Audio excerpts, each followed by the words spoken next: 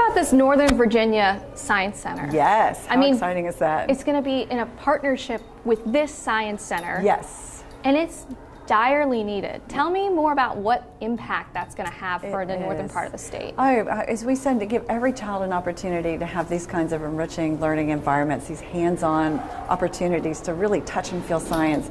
It's a great opportunity to stimulate those young brains. As I said, not just for a STEM career, which we do need desperately. I mean, those careers are growing at warp speed here in Virginia, and we're happy about that, being #1 in the nation, really for business, and we want to make sure that we have that workforce pipeline from our youngest children through to careers, but also, just as we said, to be informed voters, to be savvy consumers, to understand how to take care of our own bodies and our own health.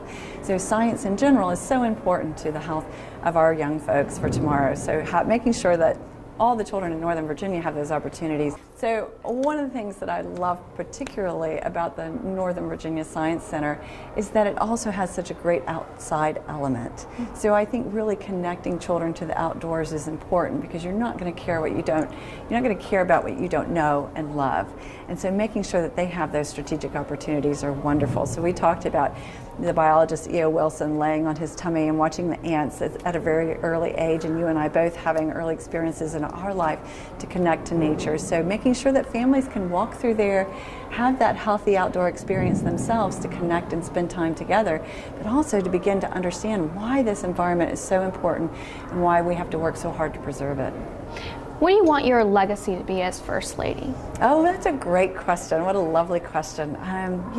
It's a tremendous, tremendous privilege to have this opportunity. And as an old science educator, of course, this is near and dear to my heart. But we want to make sure, as I said, every child and women and people of color are so underrepresented in these careers moving forward.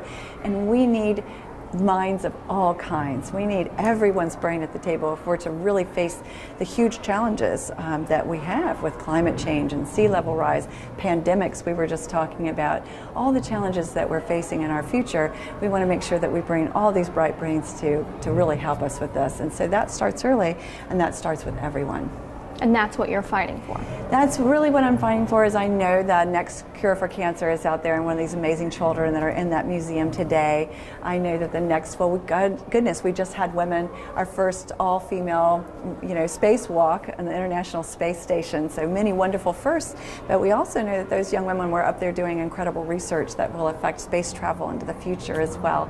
So, we want all children to have these great enriching opportunities, and as I said, it begins in those earliest years. So I'm so glad that we're thinking about those youngest children as well, all the way through the spectrum. So if you could talk to the parents of a young girl who's maybe 3 years old only right now, Yes. but by the time that Northern Virginia Museum is opening up, she's going to be getting into elementary school. Yes. What would you tell her about her future with this museum coming there? Yes, I said the future is all hers. She can choose to do whatever she wishes to be, and that's, I think, so important. Reshma Sanjani, who started Women Who Code, talks about what we really need to do with our girls, because we know girls outperform boys in STEM early learning, and yet we have this shift in what they are willing to take in science kinds of classes. So we know if we can really empower those young women early, then they'll take those courses and do great with them. But we need to make sure that we're encouraging them to take the same challenges and chances as we do our young men. We encourage them to jump off the top of monkey bars and really take chances and don't worry about it too much. And girls, we push them to be perfect. And so we really need to change that mindset a little bit of saying, hey, this is great, take a chance. You never know where you'll go. Like I said, you could be the next Sally Ride.